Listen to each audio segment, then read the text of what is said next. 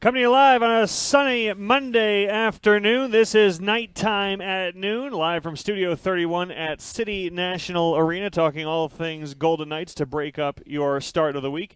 He's Deryk Engelland. I'm Brian McCormack.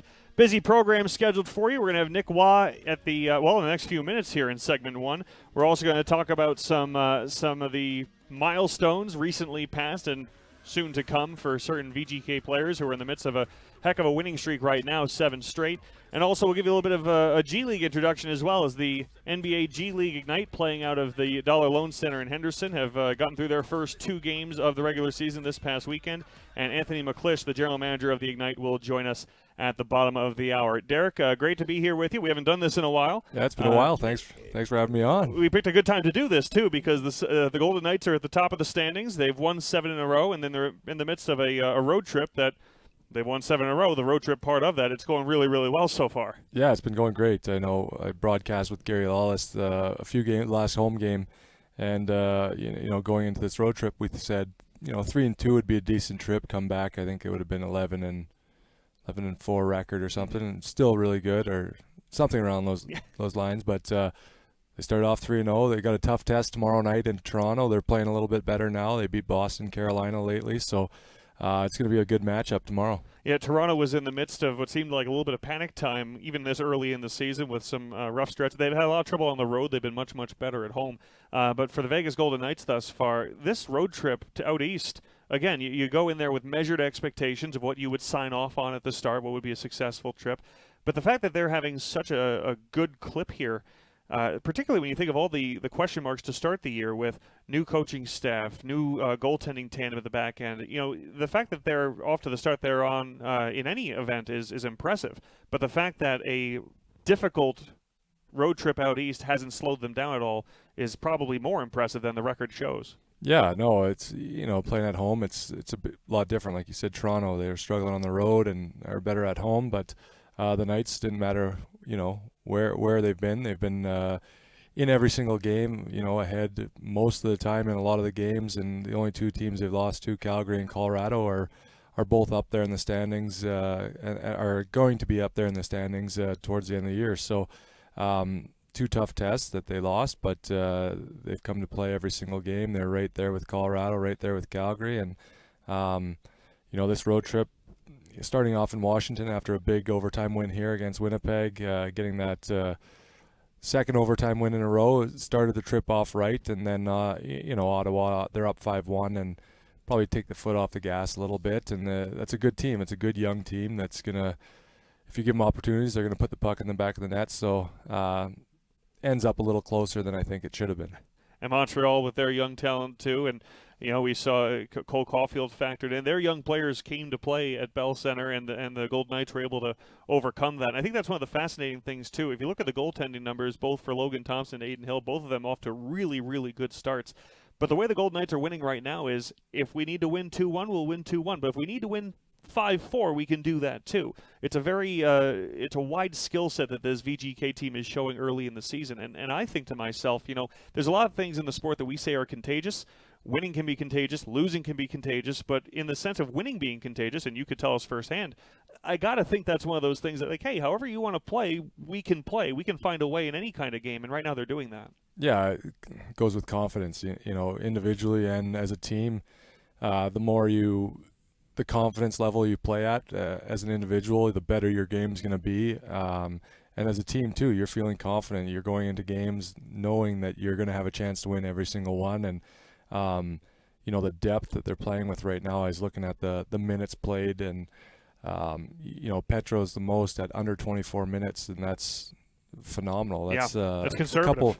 couple minutes less than normally he probably plays. And, he might not need it right now, but towards the end of the year, that 2 minutes every single game that he's not playing what he normally plays is going to benefit them. And you look at the fourth line, they're playing over 10 minutes a night, so they're able to spread the minutes out, and everyone's contributing. I thought the fourth line in Montreal apparently was their best line all night long. So when your bottom 6 guys can pick up some slack and take that some of the weight off the top end guys, and they know they don't have to do it every single game. You know, it lightens the load for them, and I think makes them better too, because they don't have that pressure that they have to, you know, maybe Mitch Marner and Matthews have right now with how they started. You know, it's all on them to bring it, and with the Knights starting 9-2 and everyone contributing, it's a little less pressure on them. And we're going to have Nick Waugh on in just a few minutes. He'll be calling in, and he can give even more context to all of this. But one thing that you mentioned that I think is really interesting is the balance that this team has right now. Jack Eichel's off to a phenomenal start, but Jack Eichel, during this 7-game win streak, he has 7 points. Jonathan Marchessault has 4. Riley Smith has 7 points in 7 games. That's good. But nobody's had to throw the load on their back and carry this team. The balance has been incredible, and I feel like usually that's when teams around January, February, you say, this team's mature, this team's hitting their stride, this team is well balanced, and they look like they're ready to make a run into the spring. This feels early in a season for any team to have this kind of comfortable balance level that winning allows for, but it's also fitting the character of what Bruce Cassidy wants this team to be. Yeah, you know, he talked in camp about, you know, your fourth line playing bigger minutes, so over 10 minutes a night, and he challenged the guys who were auditioning for that fourth line role. He called them out. We need this fourth line. It's not something we're throwing out there to give everyone else a break. We need this to be a contributing line, and that kind of lit a fire to start the season. Yeah, no, in exhibition, I remember them calling them out and saying our fourth line's nowhere near, and since that time, since that game, that they've just upped their level of play. And you know, you look at the Calgary game, and he calls out the top guys on the power play. They had a chance to tie the game in Calgary, and they didn't score. He calls them out, and you know, I thought their power play is looking really good, a lot better. You know, but those other guys stepped up. I think the top 6 forwards all have 10 to 14 points. There's not a big gap between, like you said. They're all spreading it around, and you know, Nick Waugh's right underneath there with, I think he has 9 points or something, and so it's getting contributions from everyone. And I believe we do have Nick Waugh on the phone with us now from Toronto. Nick, do we have you? Yep. Hey, guys. Nick, thanks for joining us on Nighttime at Noon. You're with Brian McCormack and Deryk Engelland. We appreciate you taking the time. And, you know, right off the hop, the easy question. You guys have won 7 in a row. Everything is rosy. Everything's fun. How are things going so smooth? Yeah, it's been going really well since the start of the year. I think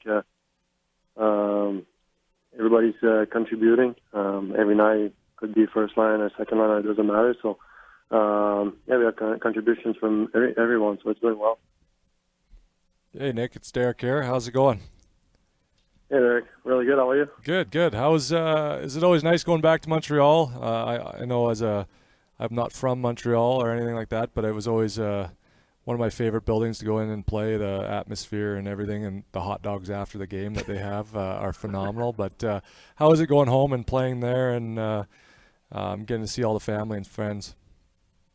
Yeah, it's always nice. I really like to play Montreal. I had a lot of friends and family in town, so but I also like the building. I don't know, it feels like the ice is really nice there, and the building, there's a lot of energy. So yeah, I always enjoy playing Montreal. We're with Nick Waugh, Deryk Engelland, boosting hot dog sales throughout the Vegas Valley during this lunch hour radio program of ours. Nick, we were just discussing, and you kind of alluded to it a moment ago, you guys are having such a great run right now, 11-2, 7 straight wins, but you're not relying on any one person, any one line. Jack Eichel's off to a great start. Jonathan Marchessault's off to a great start. But you've been getting contributions from every line, and we've seen significant utilization of every line and every pairing from Bruce Cassidy. Are you at all surprised that you guys have this steady balance this early in the season? Well, not really surprised, because we really have a good lineup. We have a lot of good players. Obviously, last year we had so many injuries, so that was different. But we always knew how many good players we got. So it's nice. We have like those, like you said, like Jack is obviously one of the superstars in that league. But if we can help him out, like any other lines, I think, and we've been doing that. That's what great teams do. So that's been going well so far. How's looking forward? Next 2 games are going to be 2 obviously big games in Toronto, always a big one, and then in Buffalo with Eichel returning and all that. 2 tough teams. They're both playing well right now. What are you guys looking for against Toronto here? Well, Toronto's got a really good team. They just won two two big games against good teams. So they obviously have a lot of good offensive players. So we're gonna have to play the same game we've been playing. Play good defensively. Don't make too many turnovers because they'll cost you. So I'd say we've been playing good defensively, good breakouts. So I think with a little bit the same way we've been playing. We're with Nick Waugh. Nick, I wonder now that you guys are moving through this road trip, you have Toronto, you have Buffalo, but you've won the first 3 games of this road trip, and you've been winning a lot overall. Maybe on the broadcast side, sometimes we make too much of the challenges of playing on the road. But does it get easier? Is the tail end of a road trip easier than the start of a road trip when you've been having success? Yeah, I guess we have good confidence in our group right now, and we've been playing well, so obviously that helps. But we're going to have 2 really big matchups that are coming, so can take our feet off the gas, and we got to play the same game we've been playing. Looking at some of your teammates who are off to great starts this season, Jack Eichel, of course, better than a point per game, and we've also seen some of the overtime heroics from Jack as well. I wonder if from last season, seeing Jack when he joined the team and had not had a regular offseason to prepare for joining the VGK, how does he look to you this year? Does he look like the exact same player as last spring, or is there a little bit more of the intangible factors, that electricity and what he's bringing early this year? Obviously, last year was coming off a long injury there, so he hasn't played for a while. I think this year, you could tell just from day one of training camp, he had a great summer. He worked out like a lot, and he's looking great. He's obviously, when you look at him, every time he's got the puck, he's dangerous. He's moving well. He's got the hands and heavy shots, so he's got it all, and he's fun to watch for sure. The back end for you guys has been bringing a lot of production. Alex Pietrangelo has 10 assists. Shea Theodore, the last couple of games, we've seen Nick Hague and Zach Whitecloud find the back of the net. When I talked to some players at the start of the year, they said that the new system, the X's and O's brought by Bruce Cassidy, the defensemen liked it. They liked what it did in the D zone, and players who had a propensity to jump into the play, it allowed them to do that. The way you guys play, does it allow you to have more of a 5-man attack when you're trying to create offense? Yeah, I think so. I think we're playing more like a zone type of game. We're letting the other team be on the outside. Obviously, sometimes they're going to have longer possession, but it would lead to less dangerous shot. And usually, when we play a zone like that, if we recover the puck, we're attacking as a 5-man unit. So, I think that helped us a lot for sure. You talked about the confidence element, why you guys have been able to continue this success in this 7-game run. But just on the non-technical side, how much fun is it to be winning and to giving yourself just this much to feel good about through the first few weeks of the season? Oh, it's awesome. That's what you want to do. You want to win with your team. There's no better feeling, and we're doing that right now. So it feels good, but we don't want to take our feet off the gas, like I said earlier. It's early in the season, and we got to keep getting better for sure. We're with Nick Waugh. One more before I let you go, Nick. You mentioned how challenging an opponent Toronto is going to be as you continue this road trip tomorrow night. But specifically, when you look at some of the high-octane offensive weapons that they have, your Matthews, your Marners, John Tavares is off to a phenomenal start. What do you guys do in particular to try to lock them down, to take away scoring opportunities from a team that generates so much? Yeah, our breakouts are going to have to be on point for sure. D-zone, as we talked about, we're gonna have to keep these guys on the outside and don't give them time and space. And obviously in the neutral zone, we're gonna have to manage the puck and don't make some easy turnovers for their offense to go back. So I think that's what we got to do tomorrow. Well, Nick, we'll keep an eye out for it. You're off to a great start this season as well. You've got 7 points already.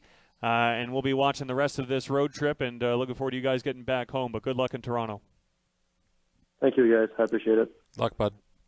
That was Nick Waugh, forward for the Vegas Golden Knights, giving some perspective on why this team is getting off to such a good start. And he echoed what you said, Deryk, which is a lot of it comes from confidence, and you can see that night in, night out. Yeah, it's I knew when I played my best, it was when I had confidence. It didn't matter the minutes. And it's just a little thing. You're feeling confident with the puck. You're holding on to it for an extra second, making the right play instead of panicking with it and just trying to give your problem to someone else. When you're playing with confidence, you're taking that extra second to make the right play, and it just snowballs. Like you said, it's a contagious thing. You're making your confidence helps your partner's confidence or your line mate's confidence, and you're going to have off nights and still be confident, but that's when your partner or your line mates pick you up a little bit. And so far, I think they've done a good job. Some guys are maybe having an off night, a different line or a different pairing is stepping up and picking it up. Well, that's how I feel in this room, too. When Darren Millard feels good, I feel good. Well, we're going to take a break. When we come back, we're going to talk a little bit about some milestones on the way. But before we do, one of the best rivalries in all of sports is coming to the Dollar Loan Center in Henderson on Thursday, December 15th. The U.S. and Canadian national women's hockey teams have battled on Olympic and World Championship stages for decades, and now they are coming to the Las Vegas Valley. Visit thedollarloancenter.com, thedollarloancenter.com, and get your tickets to see the best in the world battle on December 15th, U.S. and Canada. That's going to be a good one in Henderson. We'll step out. When we come back, we're talking milestones. Martinez, Smith, and Marchessault. That's straight ahead on Nighttime at noon. Deryk Engelland, Brian McCormack here with you on Fox Sports Las Vegas.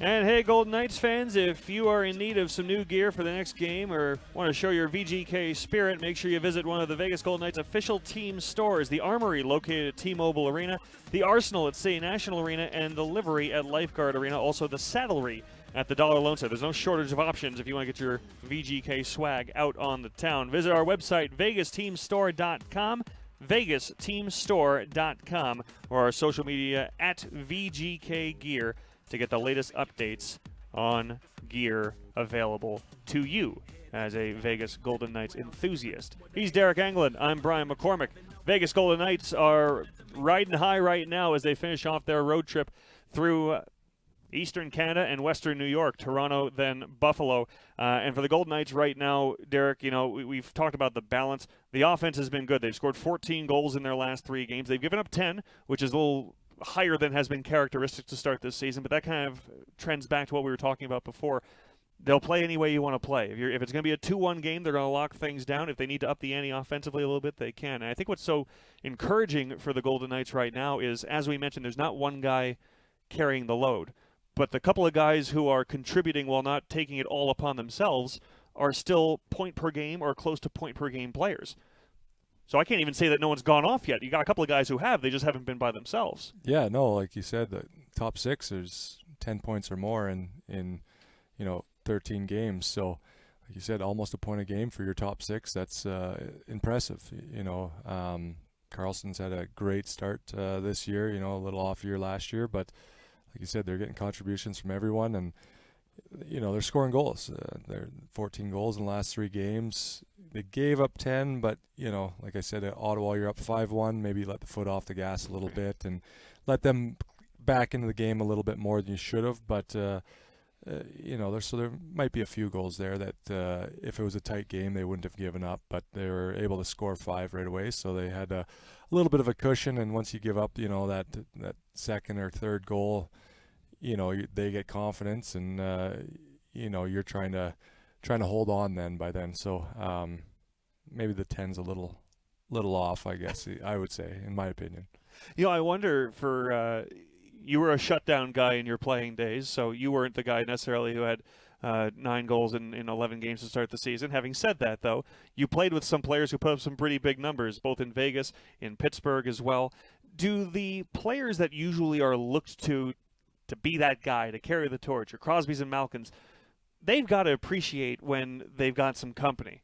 They still want to put up their point-per-game numbers, of course, but I'm sure it was easier on Sidney Crosby when Max Talbot's putting up numbers too. Yeah, no, for sure. They don't, like I was talking about earlier, the pressure on those guys, early you're struggling early in the season, the pressure mounts, and you're almost gripping your stick a little more, and when the points are coming for those guys, they just get better and better. And the year we played the Winter Classic, when Sid got hurt, he was on the most unbelievable pace. I think he had 54 points in 20-some games. Like, it was nuts. And for a guy like me, stay-at-home D-man, didn't get many points. It was so nice. They'd come through the neutral zone. You just give them a little 5-foot pass, and they'd go down, score a goal. You'd get an assist, and you really did nothing, because as soon as you see them, you just give them the puck. And any time they want it, all the time. And when they're feeling it, you get it to them even more, because they're going to make stuff happen. That makes me think of last night I was watching the football game with the Titans and the Chiefs, and Malik Willis threw a 2-yard pass, and the guy scampered for 50. He's like, all right, he's 1 for 1 for 52 yards. It's a good start to the game. It didn't get any better for Malik Willis, but I can relate. Well, we said we were going to talk a little bit about the milestones, and there have been some just met and a couple to come. Alec Martinez and Riley Smith 1 game away from playing in number 700, and especially on the AHL side that I'm with every day, sometimes they'll say, oh, so-and-so has their 100th AHL game. Of course, you want to acknowledge it, but for that player, it's like, well, that's a season and a half. I hope that would make a season and a half. 700 is not the first round number you hit that means something significant, but it's definitely one of those that probably comes with some sentimental value for those guys. Yeah, anytime. Your 100's cool, because you're just breaking in the league still. It's affirming. Yeah, and then every 100 is just more impressive as it goes, and not everyone's Phil Kessel that can play 1,000 in a row or whatever. In a row, yeah. Close to coming in on it, I think, right now. But that's a whole nother marvel. That's insane. But hitting 700's amazing. I remember my first game, and I ended up paying, I don't know, 660 or 70 something, or somewhere in there. And I just wanted one game in the NHL, and to play that many after, it was just every game was a bonus. So it was to hit 700 is a huge milestone, and you're getting closer to that 1,000 games. You were 671 and 55 playoffs. And yes, I did have this pulled up already. Don't ask me why. Yeah, that's nice work. It does make me think, though. It's a great point. 700 is something to be proud of and excited about, and of course they will be. But I wonder if it's a different experience for those players having just gone through the Phil Kessel celebrations. Yeah, it has value of its own. I don't know how you like the amount of guys that play 82 games in one season for a team is. If you have a handful, that's a lot of guys to get through every game without injury or, I remember in Calgary, I was about to play 82 games. I sat out the last game to rest for playoffs. It didn't matter if it's not just injury. Sometimes it just doesn't make good sense. Yeah, just rest. So for Phil to do it, how many years? 13, 15 years, and it just blows my mind. And even more is through COVID. Yeah. He didn't get shut down for COVID through 2 years, so that's even another mind-blowing thing. The man's impenetrable. Yeah. The other milestones worth mentioning, and this just passed, Jonathan Marchessault hit 300 points with the Golden Knights in Montreal just the other day. So that's 300 points as a member of the VGK. Pretty good milestone as well. And just to show that, from the very beginning of the VGK and the VGK success, not only did he instantly have an impact, but it's been a consistent impact ever since. Yeah, he's been, like you said, consistent. He doesn't miss a lot of games. He battles through a lot, and it seemed like every year you know exactly what you're gonna get from him. He's gonna come up. He's gonna produce. You know exactly where you want him, and he's been doing that consistently for going into 6 years now. And it also just demonstrates what a great find he was for George McPhee back at the expansion draft time, the way that Jonathan Marchessault was made available to the VGK. But if you look at prior to that, 18 points in 45 games with Tampa Bay, 51 points in 75 games for Florida in 16-17. That was kind of a breakout, but you knew he was a player with talent and potential before then. And then in Vegas is where he just got the full-blown opportunity. And, again, it wasn't that he had to grow into that role at the VGK. It was instant success. Yeah, and the even crazier thing, they throw in Riley Smith just for taking him. To get both those guys from that, I hope to someday have my arm twisted that way for something. Yeah, would love to been a fly on the wall when George and them were coming up with the team and all the deals that they had going. It would have been pretty cool to see, and licking their chop. You're getting two phenomenal players and from one team, and they've been the backbone of this team for 5.5 years now. If we get a recording of that exchange, no, wait, don't. Okay, fine, we'll play ball. Yeah, exactly. Well, good news for Jonathan Marchessault and for Alec Martinez and Riley Smith. Fun to come as well. We're going to hop out, but when we come back, we're going to talk a little bit G League Ignite. The G League Ignite, the newest tenants of the Dollar Loan Center in Henderson. Their general manager, Anthony McClish, will give us the lowdown both on the league and also the expectations for this squad that has some young superstar talent. That's straight ahead. Brian McCormack, Deryk Engelland here with you on Nighttime at Noon. You're listening to Fox Sports Las Vegas, the Golden Knights Radio Network.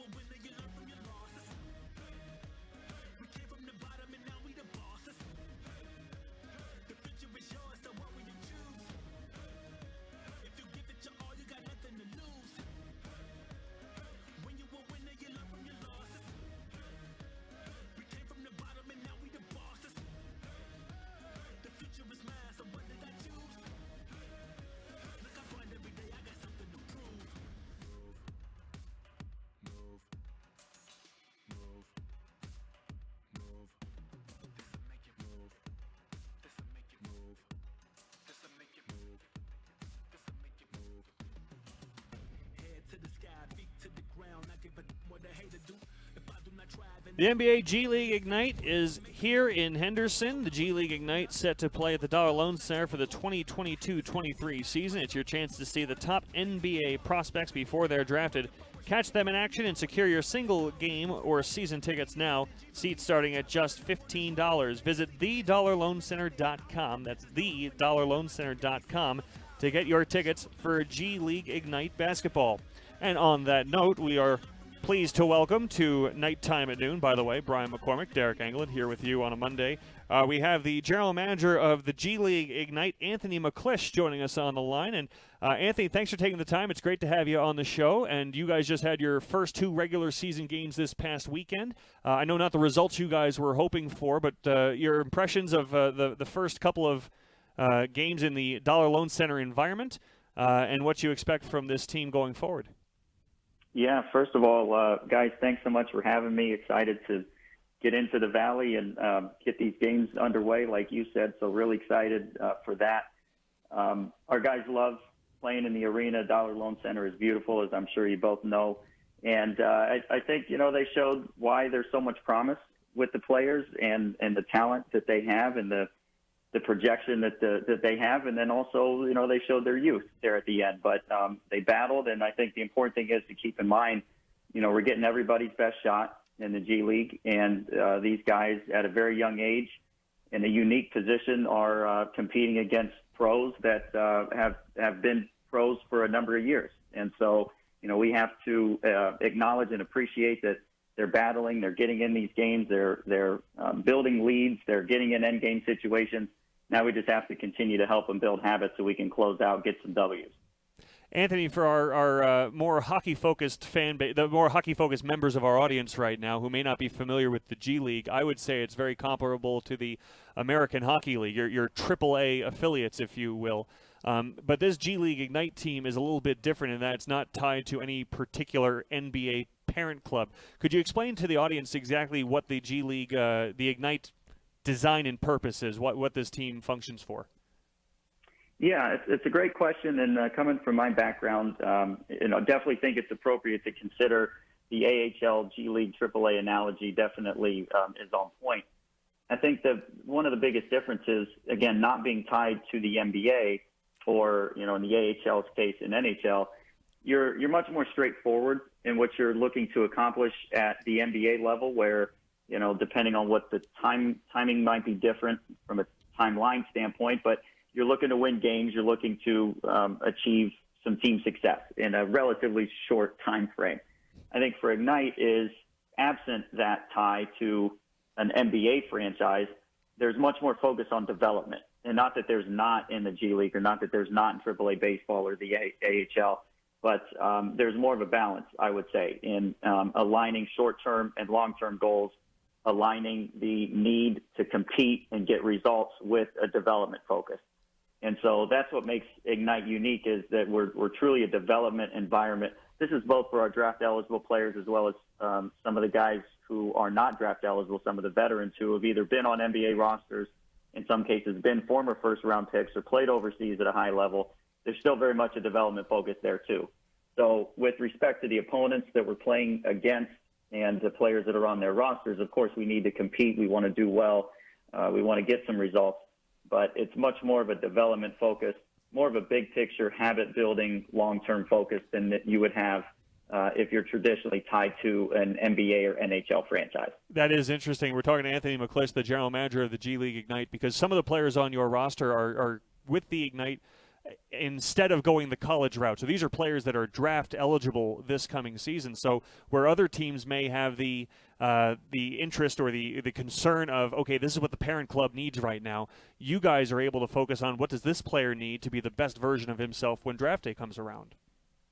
That's exactly right. And a lot of teams, and maybe with genuine intentions, will pull each other together in the huddle, and it's 1, 2, 3 family, or 1, 2, 3 together, and all of that, right? But you can't get away from the business aspect of it when you're working in the NBA or NHL, and you need to win games, right? And in some way, shape, or form, at some point you got to win games, or that's it.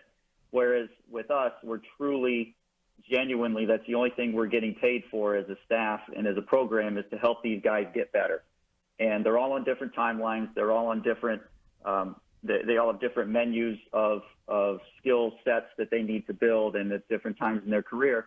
But that's our only focus, is helping these guys get better as individuals within the context of the knowledge that we can present to them and the support that we can present to them that we know is coming when they do take that next step and get drafted or join NBA teams in whatever team building capacity. We try to share all of those stories and all of those experiences. We try to surround our players with that and our staff. And that's the core and the foundation of our development. And it's truly the only singular focus. So, we go into games, we're trying to compete. It's with a development lens as opposed to a results lens, if that makes sense. Definitely. Hey, Anthony, Deryk Engelland here. You have Scoot Henderson. He's a big name for NBA fans everywhere. What makes him such a special player? Oh gosh, a long list, and I think we would need more time on the show. But he's ultra competitive. You just love. He's so easy to cheer for because he loves the game. He loves his teammates. I think if you come to our games or you watch on TV, I think you'll see the same enthusiasm that he brings when he's on the court. He brings it for his teammates off the court. And to have the balance and the combination of aggressiveness and competitiveness and relentlessness with humility and perspective and appreciation, he's an incredible worker on and off the court. He works on his game. He watches film. He respects the game. He respects guys that come before him. He respects coaching and teaching. He's been brought up by a great family. He's got a great support system around him. So I think the unique thing with him and just the privilege of being around him at this point in his life, really, forget career, but just life, is that he's just got all of those personality characteristics in combination. And then, for those who were able to watch our game yesterday or see some highlights, he can do the things. He can go dunk on people and make some incredible plays on the floor too. So that always helps. Talking to General Manager Anthony McClish of the NBA G League Ignite. Anthony, when we deal with young hockey players that we talk to regularly, for even those with superstar talented potential like a Scoot Henderson, part of what they need to learn is how to be a pro. And the day in, day out that entails both on the court, off the court, on the ice, off the ice, of being adults. How much of that is the task for the G League Ignite as well? Not just to make these guys better basketball players, but also to build men out of them as well in the process.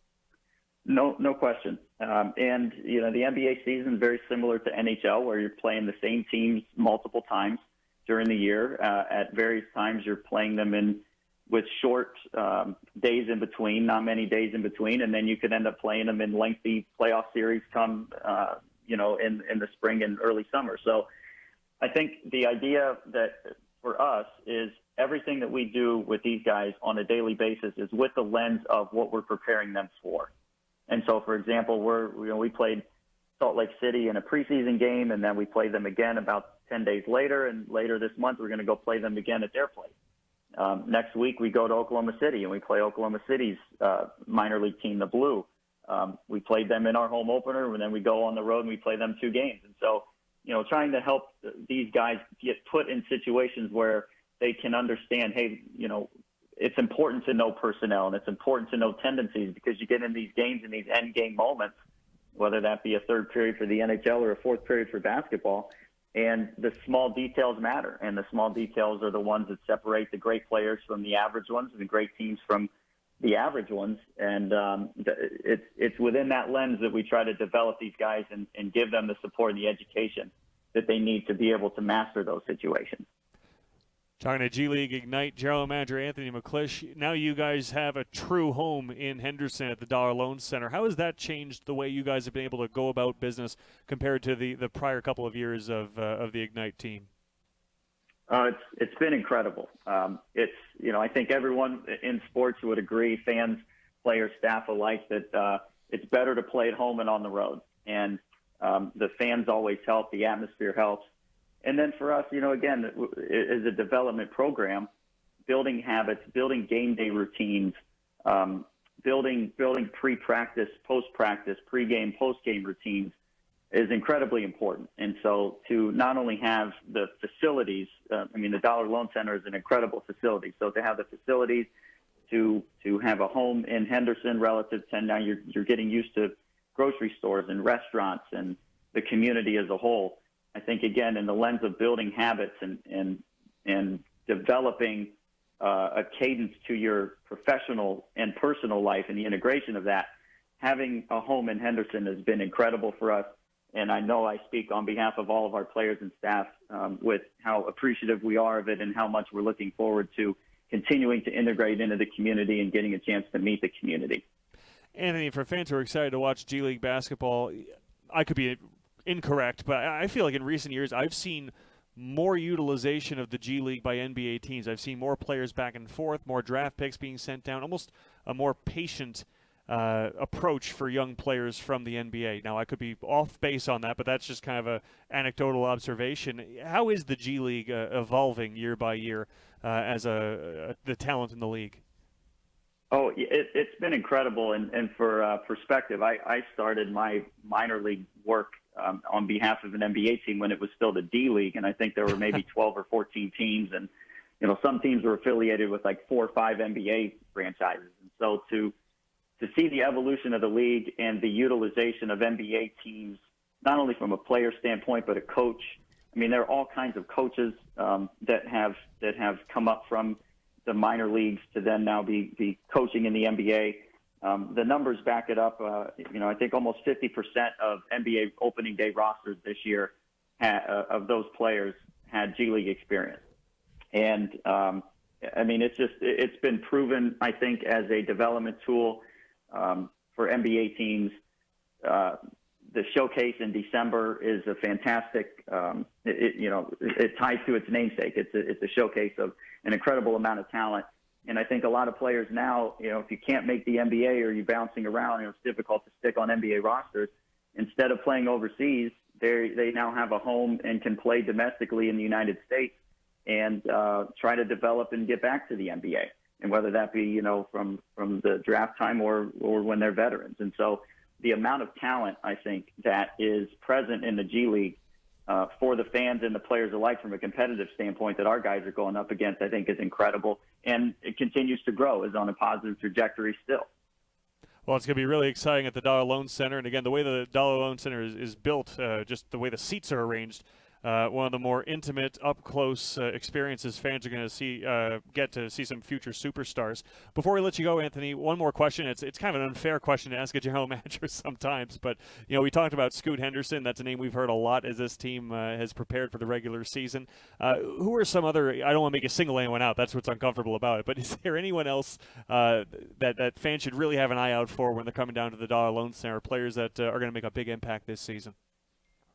Well, I think what I'm excited about is, in Scoot's case, we have somebody from the United States that's more domestic. But I think the exciting thing with Ignite is we've been able to blend in a lot of young players that are both from the United States and also then from overseas. We had a player last year named Dyson Daniels, who was the top 10 pick for New Orleans, came from our Global Academy in Australia within the NBA umbrella.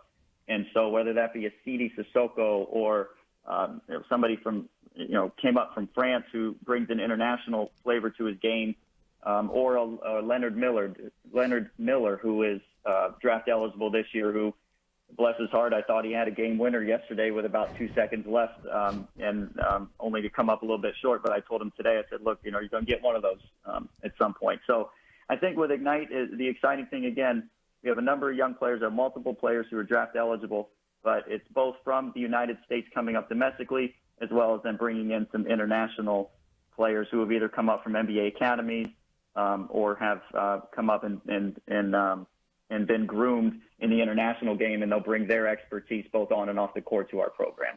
Well, it's a great product, and it's a lot of really talented young players with bright futures ahead of them, too. And we're really looking forward to seeing them at the Dollar Loan Center all season long. Anthony McClish, the general manager of the NBA's G League Ignite, thank you so much for taking the time this afternoon. We appreciate it and look forward to seeing what you guys do all season long. Much appreciated. Thank you, guys.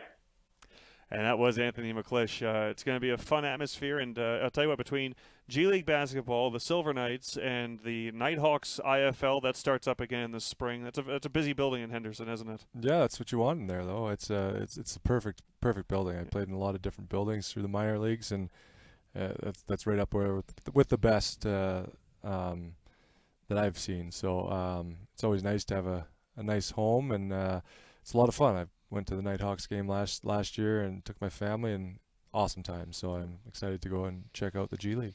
And at the 11-2 Golden Knights, there's something on every night. So good time to be a Vegas sports fan. We will take a break, but when we come back, we'll take a look around the National Hockey League, some stories to discuss, and that includes the passing of Colorado Avalanche broadcaster and longtime hockey great Peter McNabb. We will discuss on the other side, along with Deryk Engelland, Brian McCormack here with you on Nighttime at Noon. You're listening to Fox Sports Las Vegas, the Golden Knights radio network.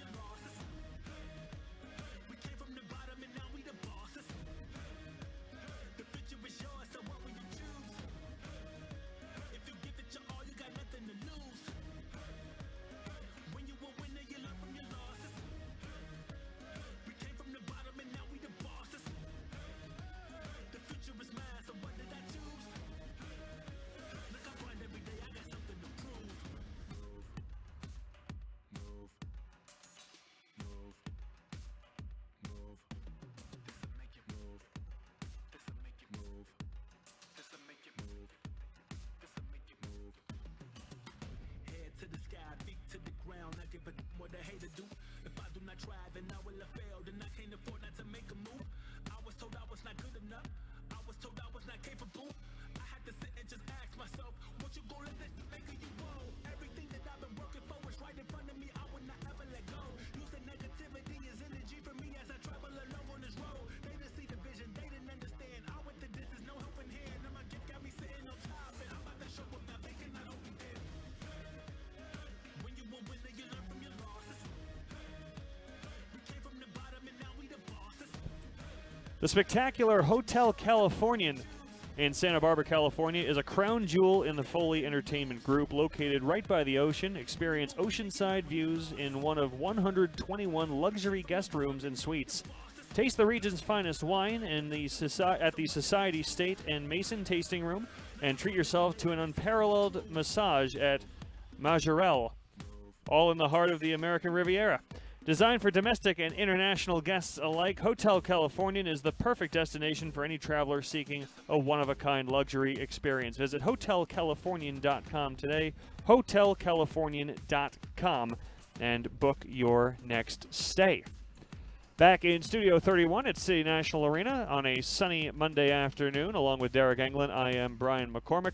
Golden Knights continuing their road trip, 2 more stops in Toronto and Buffalo. They'll be in Toronto tomorrow night. Let's take a broader look around the National Hockey League, and we'll start with some discipline handed down. I feel like it's been a relatively quiet start to the season in terms of NHL player safety and supplementary discipline, but we had some entries this past week, starting with one that Golden Knight fans know pretty well. Josh Anderson suspended for his hit on Alex Pietrangelo, which when you watch it back, it looks just as dangerous now as it did live. Yeah, it's one of those hits that he plays. Anderson, I love the way he plays. He's on that plays on the line. He plays a tough, hard game, and he buries him from behind. It's at that distance from the boards that is that scary distance where you can hit your head into the boards, your neck. You're worried about that, but fortunately he was all right, and that's probably the reason he only got 2 games. He gets hurt there. It's probably a lot more. So scary hits. It always is. You never want to see those, but just glad he's all right and still able to play. So it is 2 games for Josh Anderson. It's also 2 games for Matthew Tkachuk. His was a little less flagrant to the naked eye. You may not have seen what Matthew Tkachuk did if you were sitting in the 300s. You could see the Pietrangelo hit that came from Josh Anderson. Matthew Tkachuk, more so in a net front scrum, looked like he reached with the toe of his blade through the mask of Jonathan Quick. And I think maybe poked him in the eye. I mean, I don't think Matthew Tkachuk was aiming for anything in particular other than to get through the hole. But he's been suspended for 2 games as well. You mentioned that Josh Anderson, he brings the heavy grit to his game. Matthew Tkachuk brings that. He brings point production and a little bit of agitation as well. And this was, I guess, in that category for him. Yeah, he brings a lot of agitation. I played with him in Calgary. Then we played against each other here, and we were at each other all the time. Love the kid. He's a great kid, great family. But he definitely plays on that, maybe across the line a little bit sometimes, but he's very effective at it. He gets under your skins. Obviously, that's, I don't know if he's trying to get the eye or anything like that, but that's one of those things that you don't need out there. Could go without it. I'm sure he probably shaking his head at himself after that one, but, he's another guy that plays that fine line of, and makes him effective. Not a place to crawl inside his head either. And like I said, is he reaching in there trying to poke Jonathan Quick in the eye or whatnot? I would presume not. Yeah. Just as much as when Brad Marchand gets in someone's face, he's not trying to do anything. He's just trying to annoy you and get inside your head. And as you mentioned, for Matthew Tkachuk, it works. Here it's going to cost him a couple of games. But I do wonder, expanding beyond that, the Matthew Tkachuk addition to Florida, now that we've gone a month into the season, what that brings for them that they didn't have already. Because he's a point-per-game talent, but he also brings that little bit of grit that any team looking to make the next step and be more competitive in the playoffs, you can argue they need. Now, that didn't necessarily push Calgary past the point they needed when Tkachuk was there, and Daryl Sutter said as much. But does that element added to Florida make them better? Yeah, tough question. It is a tough question. I played with Chucky, like I said. He's the guy you hate to play against, but you want him on your team. He does play that fine line, plays hard. He goes to the net front. He doesn't care what you do to him. He's going to go there continuously, and then his skill set is he's got some great hands on him for a bigger guy that plays that role. He's extremely skilled, great hand-eye coordination. So I definitely think, even in Calgary when I played with him, he was taking penalties, but everyone was getting mad at him and stuff. But they brought the facts to us. They're like, yeah, he takes 10 penalties, but he draws 30. Mm-hmm. Guys, you're spearing your goalie. I'm going to go take a penalty on him because you don't want him in there. So it's the classic cost-benefit analysis. Exactly, and you don't realize how much he does draw because he is that. Brad Marchand. He takes 10, he draws 30, but he puts up 95 to 100. You're going to take it. Exactly, all day. He's the guy you want on your team, especially come playoff times. Last bit of news to touch on. The hockey world lost a beloved member of the broadcast team, and that is Peter McNabb, who has been the voice, the color commentator for the Colorado Avalanche for many years, also played professionally with the Sabres, Bruins, Canucks and Devils. A member of the U.S. Hockey Hall of Fame, lost his battle with cancer, gone at the age of 70, and he will be very dearly missed. And with that, that will conclude our broadcast afternoon. Special thanks to Anthony McClish, the general manager of the G League Ignite. Also a thank you to Nick Waugh as well for joining us on the program this afternoon. Vegas Golden Knights are going to be in Toronto tomorrow. Deryk, how are you going to be watching? I'm going to be right here in the studio broadcasting with Millard tomorrow night. Well, perfect then. You guys will have some fun. Throw Millard a couple of curveballs. Don't let him I try to keep him. Don't let him wield the hammer all the time. Yeah, he's got to throw a loop here and there. A fun afternoon. Thanks all for joining us. Next week on Nighttime at noon. Look forward to having you back here. In the meantime, enjoy the Golden Knights and the Toronto Maple Leafs tomorrow night. With Deryk Engelland, I'm Brian McCormack. Thanks for joining us. Nighttime at noon.